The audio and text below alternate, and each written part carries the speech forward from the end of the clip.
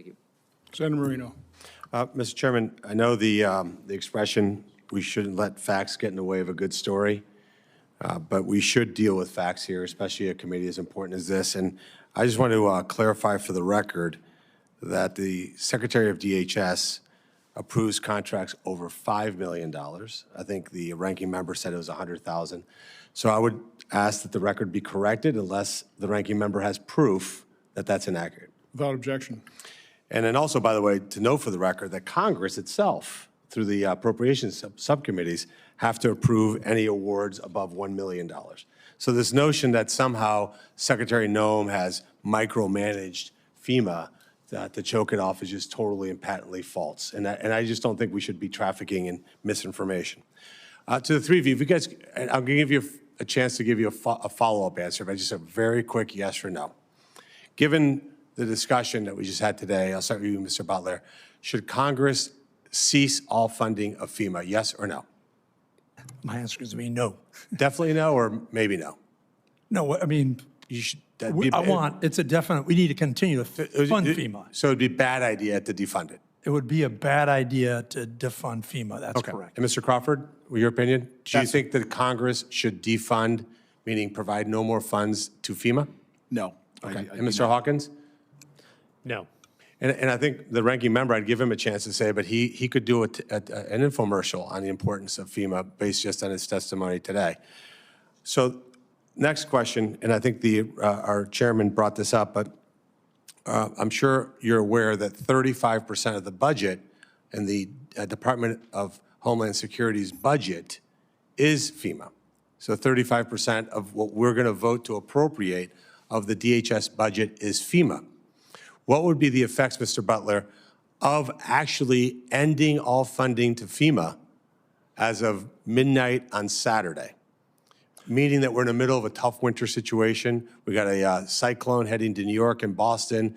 Who knows what other disasters are in play around the country. And of course, California is always proud to be incompetently step into a crisis. What would be the implications of no more FEMA funding as of Saturday at midnight from your perspective on the ground?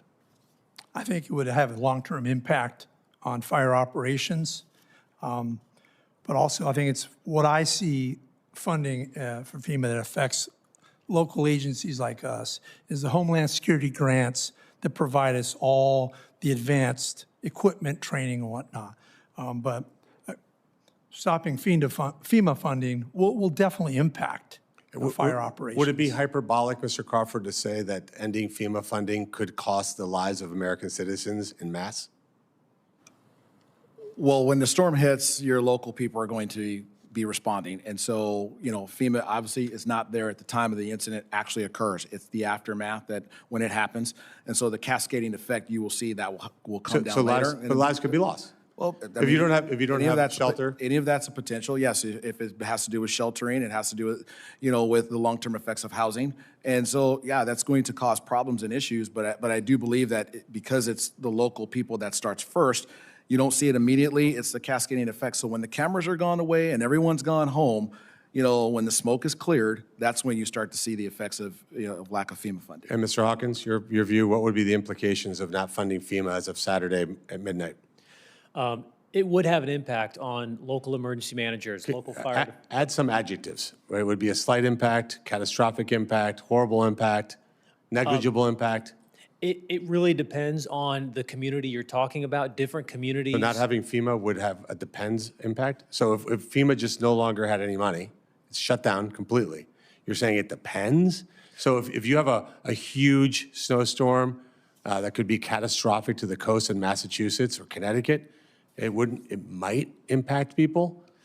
No, if there was a major disaster, yes, obviously, if there was no FEMA funding, that would be in fact impactful to that community. But on a steady state operation, much like the other two chiefs had said, yes, there would be an impact to communities across our nation. Yeah, and Mr. Chairman, I think it's just really important to emphasize that what we're talking about today, it's Wednesday, January 28th, that the Democrats right now are going to make a decision whether to shut down the federal government, which would end the funding for FEMA, because they're mad about ICE operations that are fully funded for the next 4 years.